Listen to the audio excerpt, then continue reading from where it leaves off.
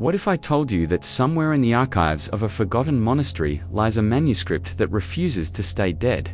What if I told you that this ancient text has been claiming victims for over 7 centuries, and that every scholar who tries to translate it finds their own name mysteriously appearing in fresh ink on its pages?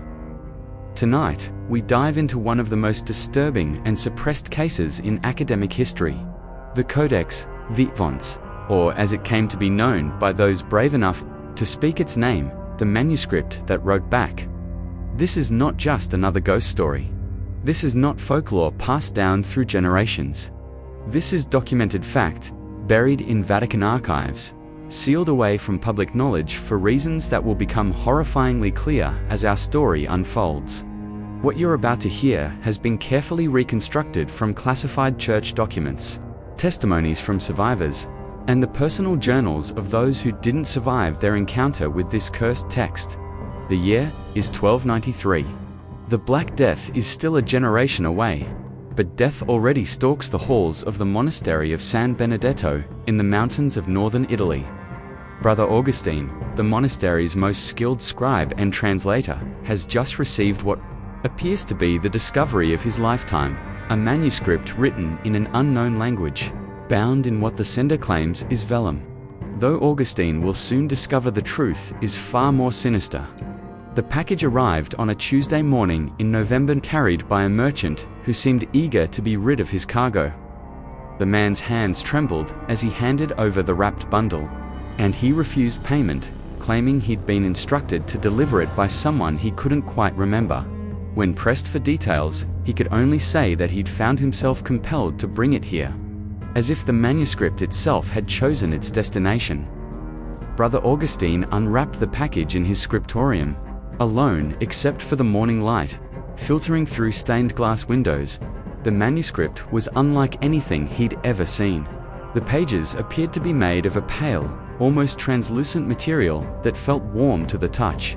The text was written in a flowing script that seemed to shift slightly when he wasn't looking directly at it, and the ink had a peculiar reddish tint that reminded him uncomfortably of dried blood. But it was beautiful, hauntingly, hypnotically beautiful. Augustine found himself staring at the incomprehensible symbols for hours, feeling as though he was on the verge of understanding them. The letters seemed to dance before his eyes, rearranging themselves into patterns that almost made sense. He began to sketch copies of the symbols, trying to find patterns, looking for any familiar elements that might give him a foothold in translation. It was on his 3rd day of study that Augustine made his first disturbing discovery. While working by candlelight in the evening, he noticed that one section of text appeared different than it had that morning. Convinced he was mistaken, he compared it to his careful sketches from the previous day. The symbols had definitely changed.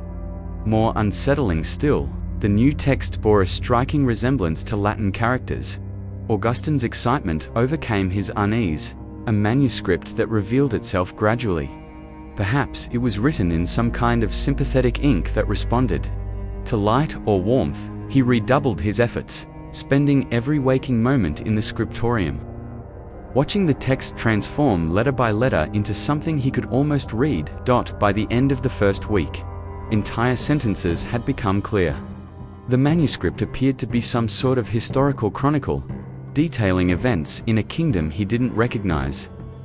The writing style was archaic but elegant, describing ceremonies and rituals that seemed to involve elaborate sacrifices. Augustine was fascinated by the anthropological implications. This could be a first-hand account of a lost civilization. But as more text revealed itself, Augustine began to feel a growing sense of dread. The ceremonies described in the manuscript weren't just sacrificial, they were obscene. The text detailed rituals that involved the torture and consumption of human beings.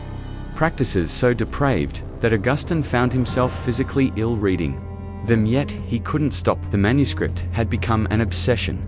It was during his 2nd week of translation that Augustine noticed something that made his blood run cold.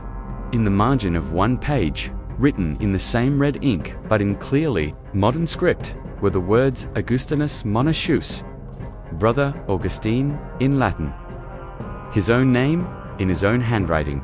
Though he had no memory of writing it, Augustine convinced himself he must have absently scribbled his name while deep in thought. Scholars often did such things, but, over the following days, more text appeared in the margins. Personal details about his life, his birth name, which he'd told no one at the monastery, the name of his sister, who had died of fever when he was 12. Details about his childhood that he'd shared with no living person. The main text continued to reveal itself. But now, Augustine realized he was no longer reading about ancient rituals. The chronicle was describing events happening at the monastery. It detailed the daily routines of the brothers, their private thoughts, their secret sins. It described Augustine himself with uncomfortable accuracy, noting his growing obsession with the manuscript, predicting his actions with disturbing precision. But it was the final revelation that shattered Augustine's sanity completely. As he read further into the chronicle, he discovered that it wasn't describing the past at all. It was describing the future, his future.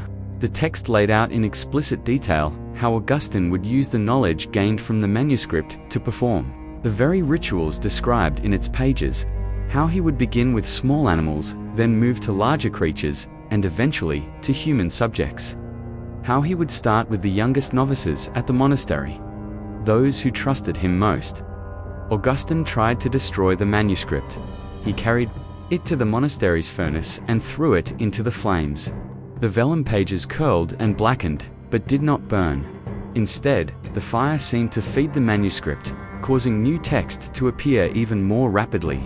When Augustine pulled the smoldering pages from the furnace, they were unmarked by the flames, and a new passage had appeared describing his failed attempt to destroy it. Desperate, Augustine sought help from the monastery's abbot, Brother Francis, but when he tried to explain what was happening, the words wouldn't come. Every time he began to speak about the manuscript's contents, he found himself describing it instead as a fascinating historical document. A wonderful discovery that was revolutionizing his understanding of ancient cultures.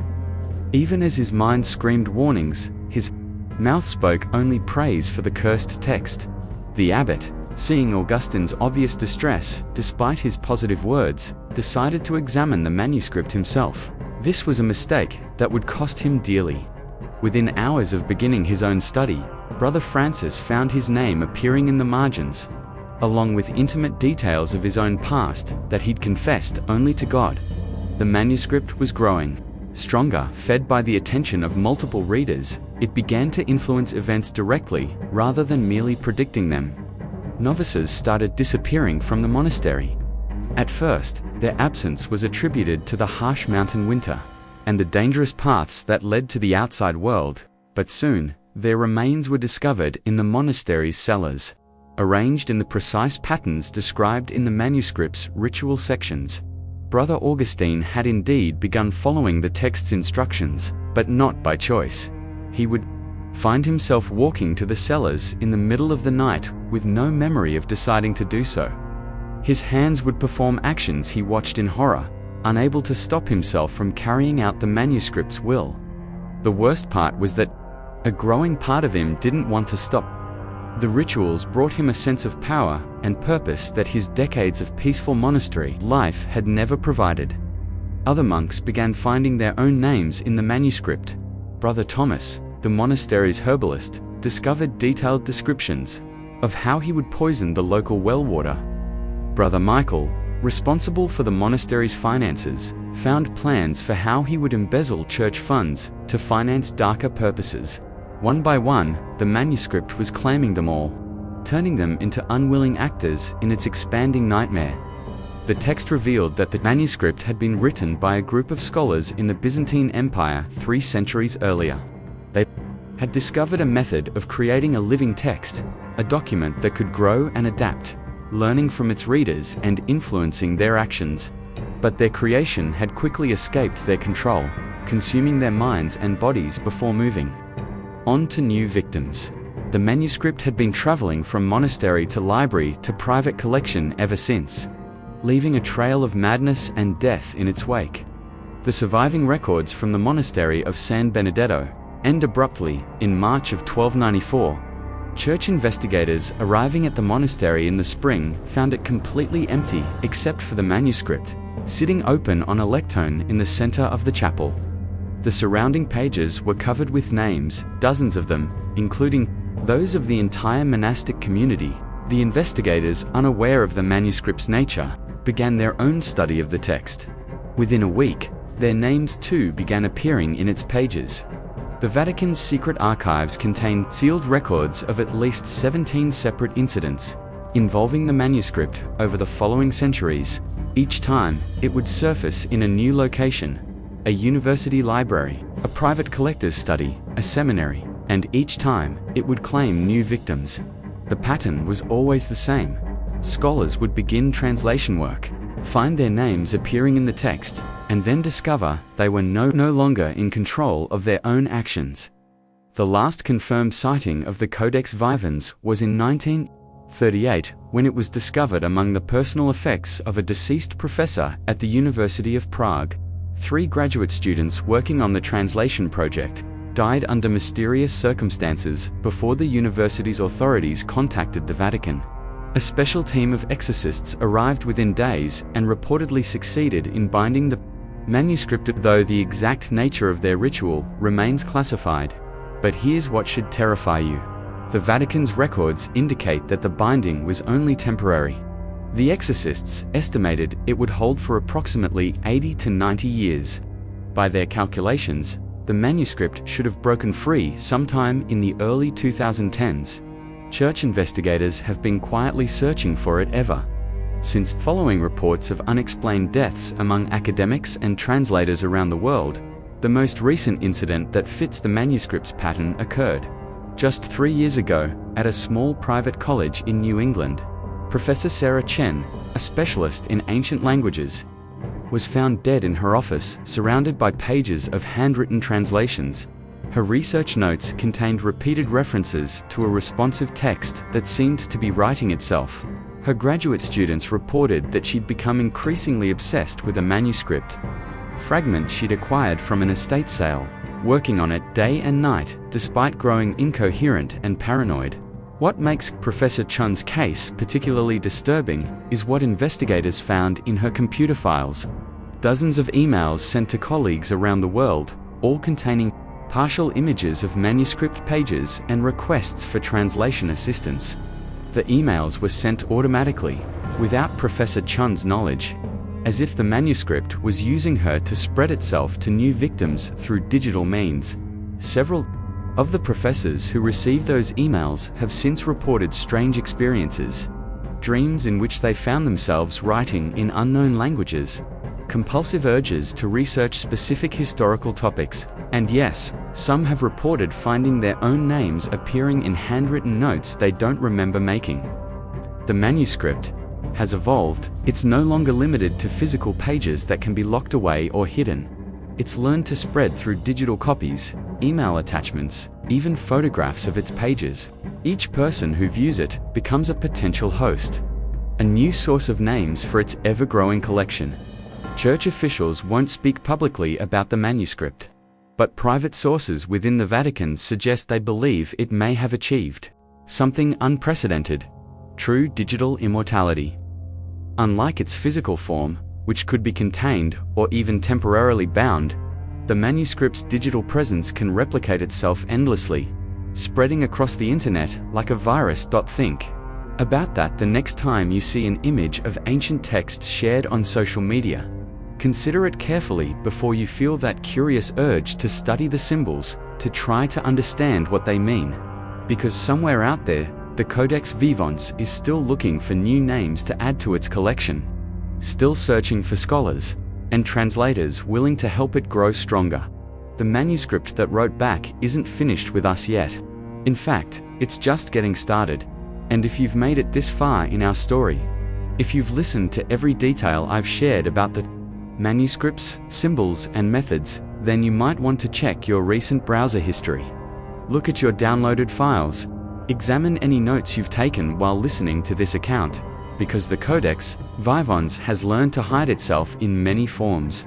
Sometimes it appears as historical research, sometimes as academic documentation, sometimes even as cautionary tales, told by others who think they're warning people about its dangers. The question you need to ask yourself is this: did you choose to listen to this story, or did it choose you? Sweet dreams.